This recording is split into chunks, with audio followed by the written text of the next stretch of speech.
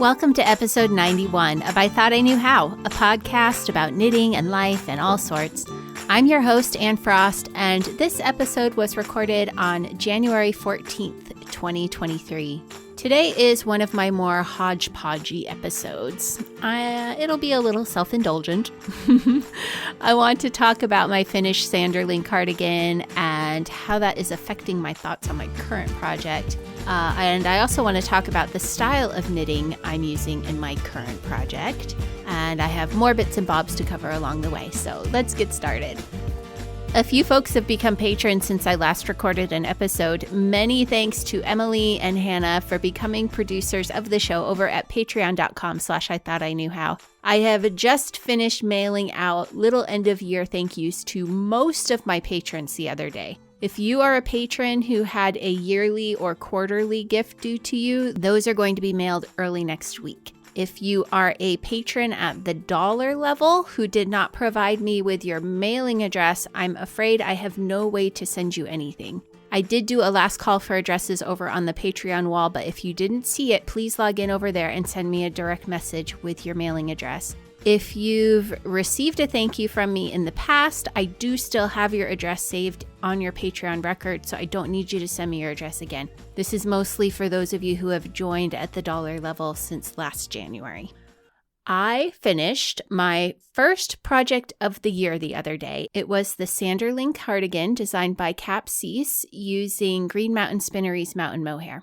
Mountain Mohair is a 15% mohair, 85% wool blend processed as a single, though it's a worsted single. So if I remember right from when I was at Green Mountain Spinnery, it's actually spun as 3 plies, but the plies are then all spun together in a way that makes them look like one large ply rather than 3 small ones. A lot of the thicker singles are actually made this way. You can tell if they were truly spun as a single by looking at the end of the yarn. If you can roll the ends the other way of the spin and the plies separate out, then you know it was made by combining thinner plies rather than spinning it as one actual ply. I don't know that it matters, to be honest, whether a worsted weight single appearing yarn was spun as an actual single or as 3 combined plies. So I don't know why I'm focusing on this. Maybe a spinner out there could send in their thoughts on why it would matter if it does at all. Anyway, I am a fan of this yarn. The mohair adds weight and fluff and even more warmth to the wool. We are having fairly mild weather so far for our winter, and I've been using this cardigan as a coat. It's long sleeve with a boxy fit. The body's very square, and it's just been enough to keep me warm. You knit it back and forth as one piece as far as the armholes, and then you knit each side of the front and the back independently. And then you do a 3 needle bind off at the shoulders, and that closes up the top of the sweater. And then you pick up around each armhole and knit the sleeves downward. All the openings are bordered by a seed stitch edging. The body has a very simple lace pattern to it. It's just 4 rows of yarn overs in one direction, followed by 4 rows leaning the other direction. I have been knitting so much with fingering white wool that knitting this sweater with worsted felt like instant gratification, though in all honesty, it did take a few weeks to finish it up. It wasn't until I was about ready to pick up the button bands that I realized that the cardigan was designed to have buttons. The model is just wearing it open, and that was my intention, was to just wear it open. On further inspection, I realized that I thought this because the images with the pattern don't actually have the buttons sewn on, which cracked me up a little bit. I'm sure that they are not the only ones who have knit a cardigan and never put the buttons on it. Anyway, I decided to go with my initial impression, and so I just knit the button bands without buttonholes, and I'm just not going to bother adding buttons. I am fairly certain that I won't be wearing it closed ever. Boxy cardigans add about 30 pounds to me when I wear them closed, so it's just going to hang open, and once I had it done and blocked, I was glad I didn't bother. Coming off the needles, it was a little wonky. I could put it on. It did hang like a cardigan, but it just didn't quite have movement to it.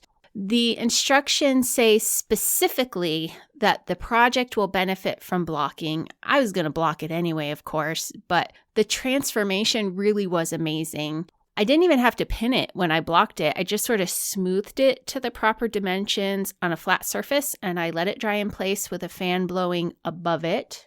And it was noticeably different when I picked it up a few days later.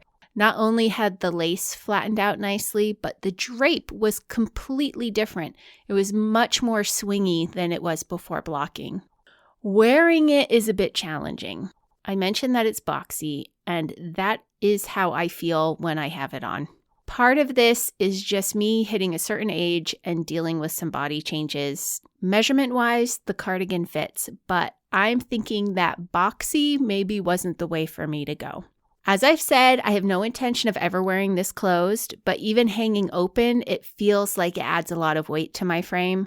I did notice on accident, though, that if I tuck the cardigan fronts back under themselves so that the open part of the cardigan is wider, it suits me better. So now I'm wondering if I should just pull the whole thing out and either knit it a size smaller so that the fronts naturally hang farther apart, or knit it the same size but drop a repeat or two of the lace pattern on each side of the front opening. The fronts of the cardigan would then be narrower, but the back would be the same size, and I'd still get the effect of like a fitting cardigan with a wider open space in the front.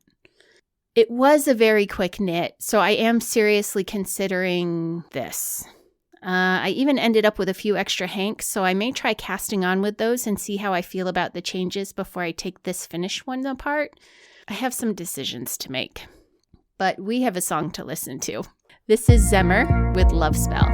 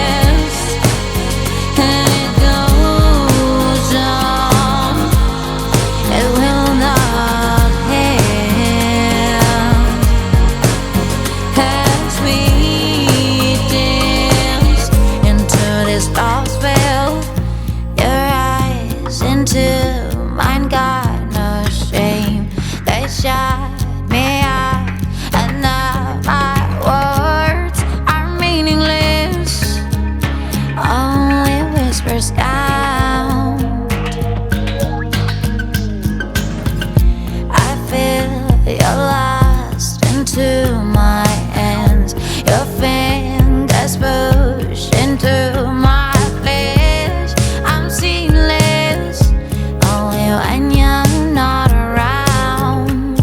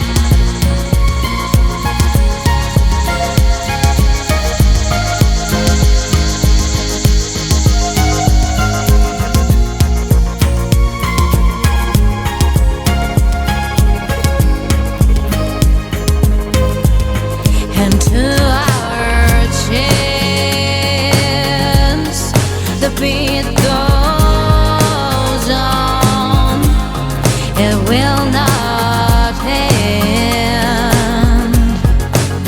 as we dance into this last spell. I have recently come to terms with the fact that as a woman, I need to be in near constant conversation with my body. I was raised a boy. I had 3 older brothers and a single mom with a lot on her plate. So I just tagged along anywhere my brothers went. And the only time I was really treated as a girl when I was growing up was when Sunday came around and I was dressed in skirts while they wore ties. When I reached the age where my body opened a discussion with me, we were on our own. My brothers were no resource, and my mom had far too much to manage. So my body and I, we figured it out together. And the conversation was just she and I working things out. If my body posed a situation I didn't understand or have answers for, there were resources. I would go to the library or to 17 magazine or to science books, but together we'd figure it out and move on. I went to an all-girls high school where I was first exposed to the idea that women talk to each other about their bodies, but I did not engage. My body and I had already formed a relationship where we could work things out together, and I was taller and larger than just about any girl in the school. I knew instinctively that sharing body talk with girls who were still a foot shorter than I was not going to be good for me. So my body and I, we kept things between the two of us for years, really. It wasn't until I was pregnant with my oldest child that I was put into a situation where I had to talk to another person about my body. And the transition to discussing my body was fast. I went from noting a change or development and seeking out an answer in print somewhere to having to discuss radical and rapid changes with several women I just met.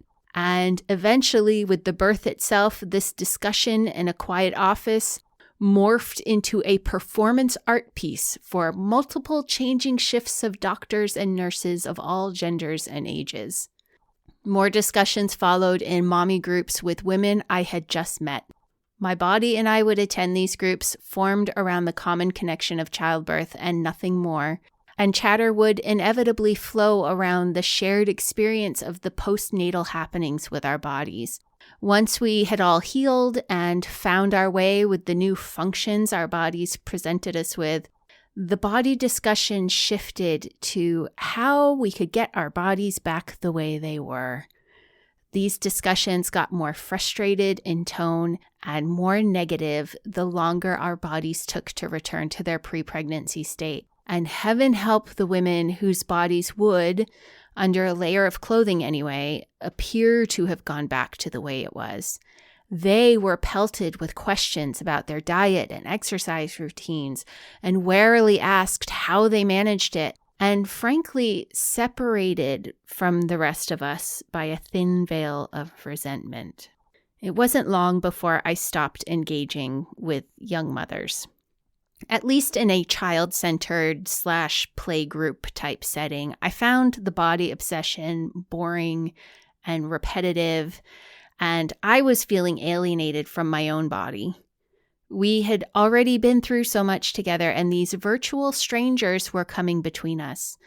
So I found friends through other avenues, book groups and crafting groups, and eventually a knitting group that I started. The themes of the groups, for the most part, kept us away from talking about our bodies, and I went back to just having the conversation with my own body. Me and her, we went back to figuring things out on our own.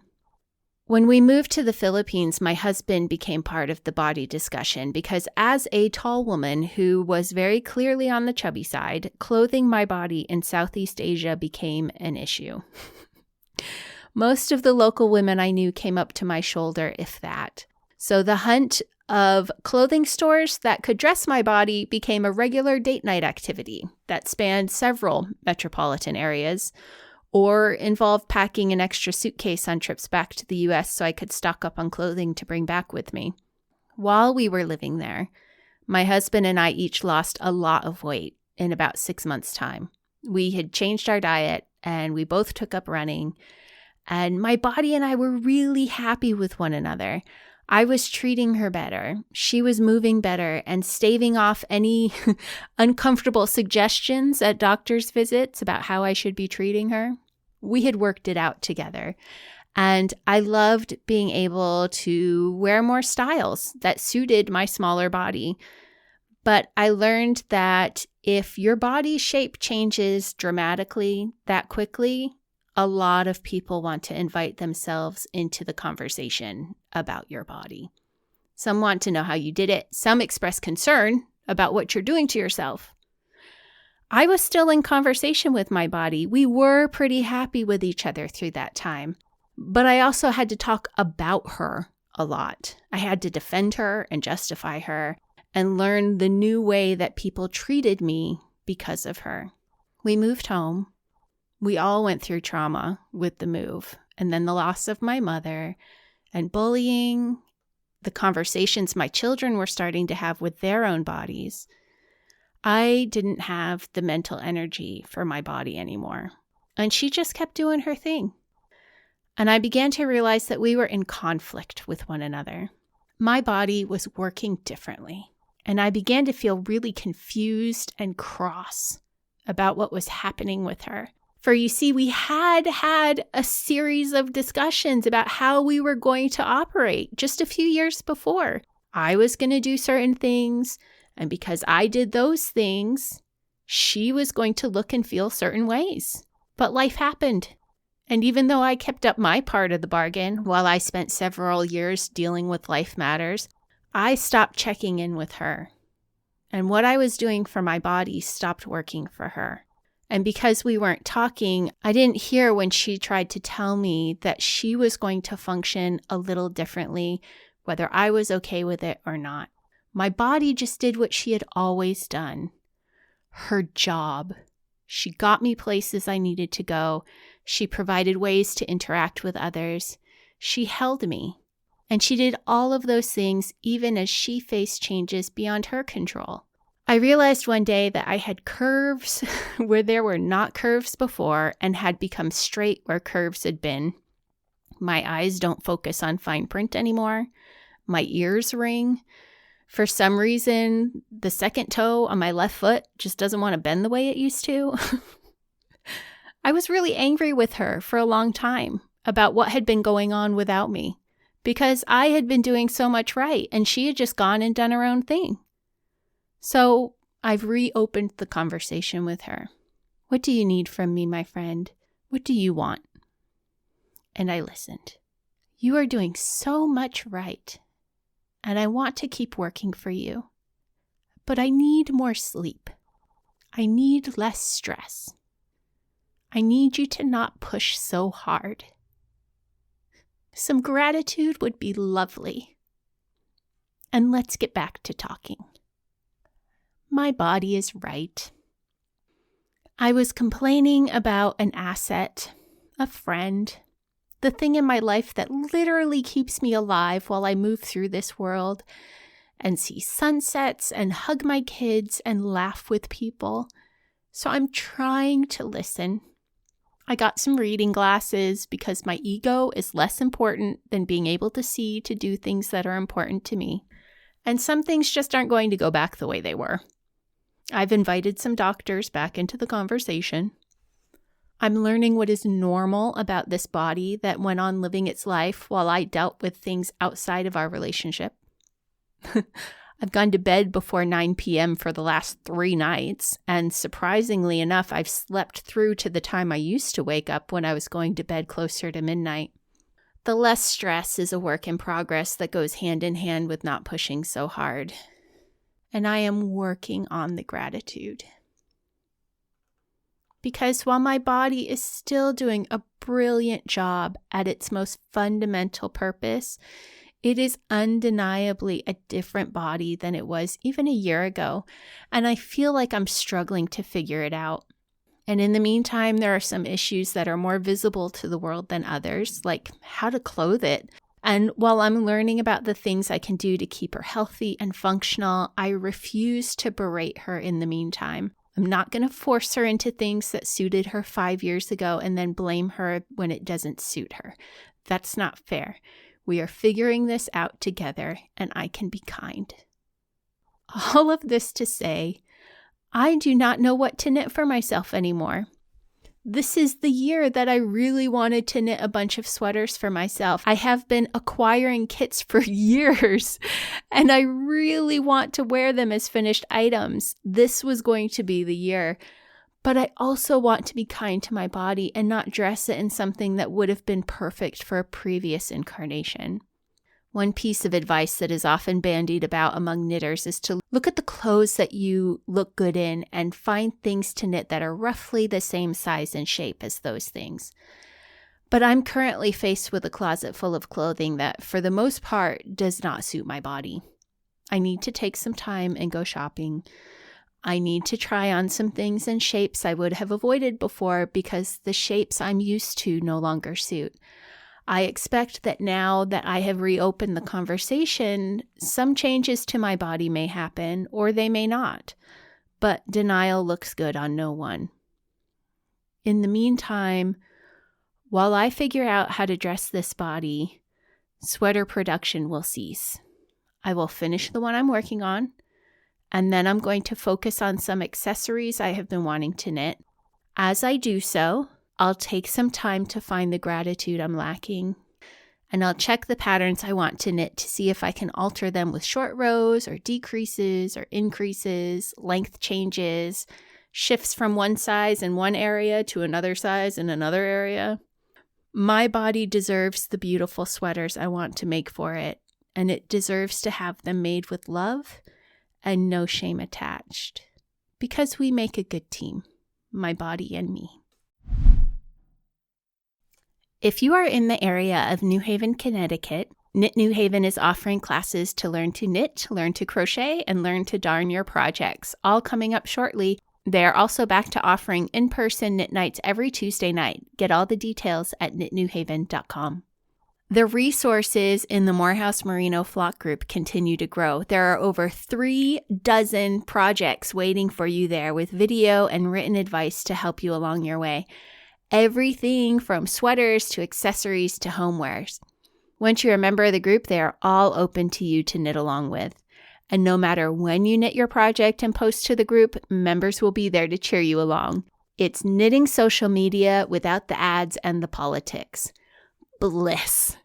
Learn more at morehousemerinoflock.com.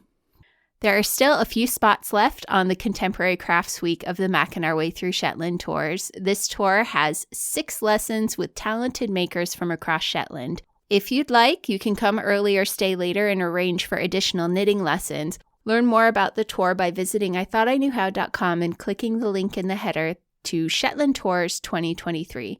If you'd like to get on the wait list for any of the tours this year, you're also welcome to email info@islandvista.co.uk and ask to be added to those lists. We are also taking names for those interested in joining us for 2024. That address again is info@islandvista.co.uk. Send us your name as well as which tour you're interested in for this year or next. Thank you for your support of the sponsors of the show. So I finished one sweater that I love, but I don't think suits me currently. And I have another on the needles that I plan to finish, but I think I will probably feel the same way about. Maybe I'll be pleasantly surprised though, who knows. The one that is still on the needles is called Ripples, and it was designed by Hilly Vandersloos. I loved it as soon as it was released, but I didn't get the yarn for it until this last year when we spent a day of the tours at Uredale Farm. It was designed for Uredale wool using a technique called Bohus knitting or Bohus Stickning. Now, I say it uses the Bohus technique, but that is being generous. The Ripple sweater is the knitting equivalent of handing a kindergartner a page of letters to trace. It's extremely basic Bohus knitting. Bohus is a type of stranded colorwork that also incorporates purling. The purl allows you to pull a little bit of color from the row below up a little higher in the form of the bars made when you do a purl stitch. Ripples, as the name suggests, is a sweater with a stitch pattern that mimics the qualities of rippling light on water. It starts with a corrugated rib, and as you move up the body and the sleeves, there are rows of stuttering color. You knit a number of stitches in the accent color, and in the next round, you purl them with the same color. Eventually, you knit a number of stitches in the accent color, and then in the next round, you purl them with the background color. And then you lose the accent colors altogether and just knit the purls with the background color, your main color. It's a lovely, simple pattern to get you used to purling in stranded knitting. In more cases, bohus knitting is far more involved. There are yokes designed in bohus, gloves, hats, anything really. And it's not just that the stitches are purled. In bohus knitting, you also incorporate slip stitches. The slip stitches elongate a color upwards from the row below. A purl brings in small dashes of color. And traditionally, many of the sweaters were knit with a blend of wool and angora, meaning that the yarn had an extra fuzziness to it. Altogether, looking at a bohus yoke gives the effect of looking at a sweater that is slightly out of focus.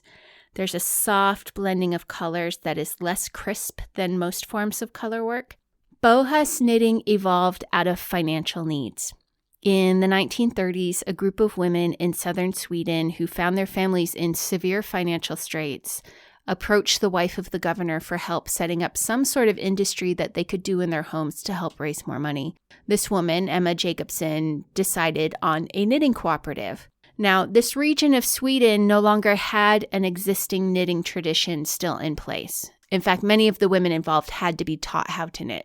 Initially, the Bohus Stickning cooperative focused on knitting socks and mittens. Interest in their work grew when they began knitting yoke sweaters, and the Bohus yoked sweaters spread around the world and remained popular for a little over 20 years when it became the victim of its own popularity. Many of the women no longer needed the extra income, and by then the standards for the sweaters were so high and the yokes were so complex that other members of the cooperative just didn't want to knit them anymore. With the renewed interest in knitting generally after the start of the new millennium, interest in bohus knitting increased again too. Several books were published in English about the technique that are all currently out of print again. As with anything relating to fashion, interests wax and wane. If you are interested in finding some bohus knitting patterns to try, the technique still shows up in projects and publications such as the Shetland Wool Week Annual, Interweave Knits, and books like Knitting Socks from Around the World. I feel like fewer knitting books are being published these days because it's so much easier for designers to just publish patterns as they finish them. So it might be a while before we see another book devoted entirely to bohus knitting. I will put a link to a few of the ones that are out of print in the show notes. The links are going to take you to Amazon, which is out of all of them at the moment, but just use it as a list, right? You can check with your local yarn store and other used retailers like Powell's or your local used bookstore to see if you are lucky and find a copy of any of them.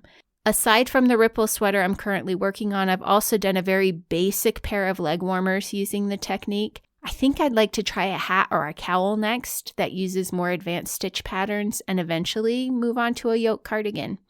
For now, though, I think I've gone on long enough, dear listener. Let's have a song, and then I'll be back with a few final things. This is Zoze with It Goes On. How many roads you were told to go on forever, and how many times you must lie to keep it together. It goes on, it goes on, it goes on. How many years roll on by, we learn from each other. How many chances do you get to fade or recover? It goes on, it goes on, it goes on. It goes on, it goes on, it goes on.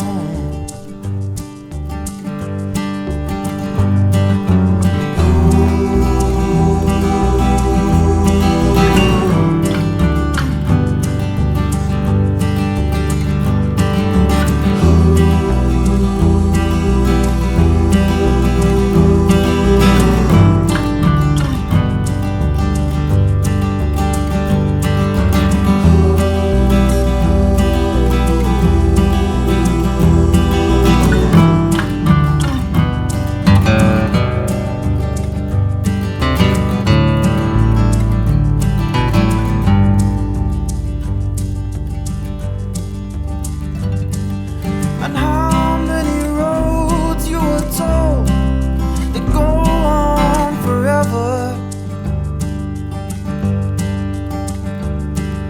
and how many times you must lie to keep it together. It goes on, it goes on, it goes on, it goes on. It goes on, it goes on, it goes on, it goes on. A few more things before we go. If you've noticed that my social media has gotten more active lately, it's because I have a new assistant. I introduced her in the Facebook group a while ago, but I thought I'd mention her here too. JoJo is grand. I know that some of you have very strong feelings about not using Instagram or not using Facebook. I know I tend to lean heavily towards Instagram myself, which meant that a lot of people who just use Facebook were missing a lot of posts that I was just making on Instagram. JoJo is helping me make sure that if it's suitable for Facebook, it's ending up on Facebook too. And if it's a post from Facebook that's suitable for Instagram, it's going to Instagram too. I can also get kind of scattered and off task from time to time, and JoJo's helping keep me in line. Sometimes it's just really nice to have someone else working with you, as many of us have learned from doing knit-alongs together.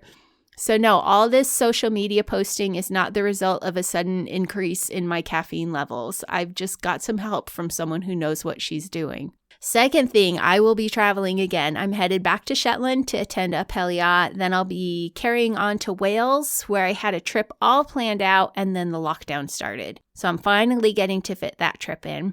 My hope is to continue posting episodes while I'm gone. My real hope is actually to get them prepared before I leave so that they can just automatically post while I'm gone. But if the show disappears at any point between now and the end of February, I wanted you to know why. I did not fall off the planet. Unless, of course, I did fall off the planet, but we won't go there. If I do disappear, when I'm back, I'll post the episodes weekly until I'm caught back up. But I'd rather not have to have that happen. That's not the goal. The goal is to just have them auto-post while I'm gone. Finally, Viveka Velupillai and I will be repeating our online classes to knit the fairy cowl. I'm not technically supposed to be promoting this yet, so this is just a heads up. The class is made up of two 2-hour sessions that will take place on 2 Saturdays in March. Half of each class time will be spent on basic Fair Isle knitting instruction. The other half will be spent learning about the organic wool growing and production practices that go into Uradale yarns, and a fascinating lecture on how knitting terms have helped with the study of Shetland, the local language of Shetland. If you are an expert Fair Isle knitter, you may not get a lot out of the knitting instruction. Intermediate Fair Isle knitters may pick up a few helpful tips. I got a few things to say, but the instruction itself is really geared to being a helpful getting started doing it the first time lesson in Fair Isle. I think everyone, though, will be interested in Viveka's lectures. It's really interesting to hear how they are raising the animals on Uradale Farm, and also to learn about the development of the language over time in Shetland. Both are very fascinating. But more details will follow officially at the start of February, and tickets for the classes will go live on February 3rd on uradale.com. Watch my Facebook or Instagram accounts for that information. A new episode should be out in 2 weeks. That's the goal. I'll see you then. In the meantime, thank you for listening and knitting with me for a bit. If you'd like to support the show, check the show notes for ways to make that happen. Special thanks to my patrons, Knit New Haven and Morehouse Farm, for sponsoring the podcast. The show notes are also where you will find links to any reference materials I used as I prepared the show, so be sure to check those out. Find me on my social media accounts as I Thought I Knew How, except on Twitter where it's just Thought I Knew How. The groups on various platforms are all called I Thought I Knew How Podcast. Until next time, may you be blessed with stitches that never drop, yarn without joins, and plenty of time to knit.